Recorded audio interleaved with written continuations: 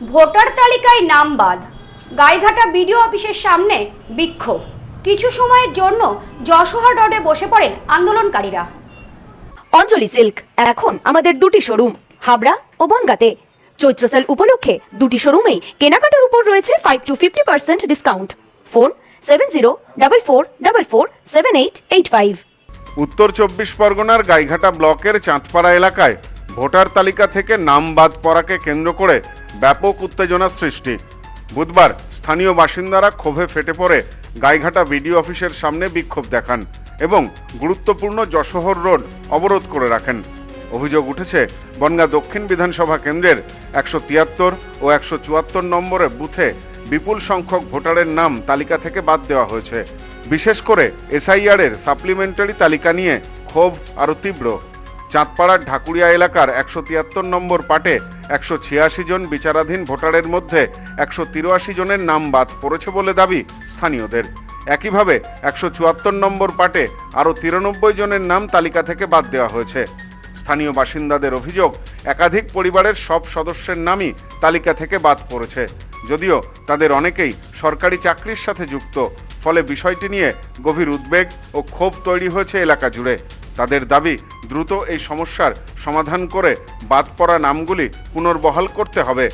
স্থানীয় বাসিন্দা দেবপ্রসাদ বালা বলেন, আমরা ইতিমধ্যে ভোট দিয়ে আসছি, এদেশেই আমাদের জন্ম, সমস্ত নথি আছে, তারপরেও নাম বাদ গেছে। ভারতবর্ষের প্রধানমন্ত্রী নরেন্দ্র মোদী এবং আমাদের ইলেকশন অফিসার তিনি একটা আইন নিয়ে আসলো, এসআর করে কি করলো, আমাদের মতন মানুষদের নামটা বাদ দিল। আমার জন্ম এখানে, যারা এখানে এসে তাদের প্রত্যেকটা মানুষের জন্ম এখানে। আমার নাম ভোটার লিস্ট থেকে বাদ গেছে, আমার পাসপোর্ট আছে। আমরা এখানে অবরোধ 20 মিনিট অবরোধ করেছি, আমরা আধা ঘন্টা চেয়েছিলাম, 20 মিনিট অবরোধ করে আমরা ভিতরে ডেপুটেশন দিতে যাচ্ছি। সীতা সরকার নামে অপর এক স্থানীয় বাসিন্দা জানান, তার দাদু মায়ের নাম ভোটার তালিকায় রয়েছে, তারপরেও তার নাম বাদ দেওয়া হয়েছে।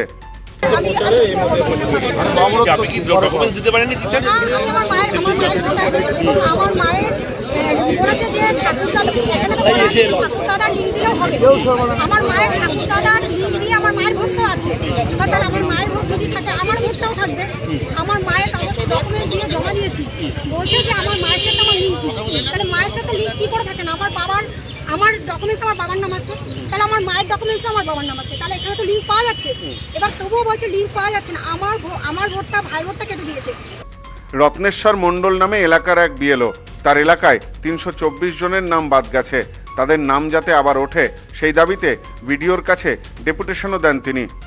আমি এখানে বিডিও সাহেবের কাছে ডেপুটেশন জমা দিতে এসেছি। কেন এই ভোট ডিলিট করেছে, 324টা ভোট ডিলিট হয়েছে, তারা যেন ভোটাধিকার ফিরে পায়, তাদের যেন আবার নাগরিকত্ব ফিরে পায়, তার ব্যবস্থার জন্য আমি বিডিও সাহেবের কাছে ডেপুটেশন জমা দিতে এসেছি। পরিস্থিতি ক্রমশ উত্তপ্ত হয়ে উঠলে বিক্ষোভকারীরা গাইঘাটা বিডিও অফিসের সামনে যশোহর রোড অবরোধ করে বসেন। খবর পেয়ে ঘটনাস্থলে পৌঁছায় গাইঘাটা থানার পুলিশ এবং কেন্দ্রীয় বাহিনী। প্রশাসনের পক্ষ থেকে আশ্বাস দেওয়া হলে প্রায় 20 মিনিট পর অবরোধ তুলে নেন আন্দোলনকারীরা। পরে বিক্ষোভকারীরা বিডিওর কাছে একটি স্মারকলিপিও জমা দেন।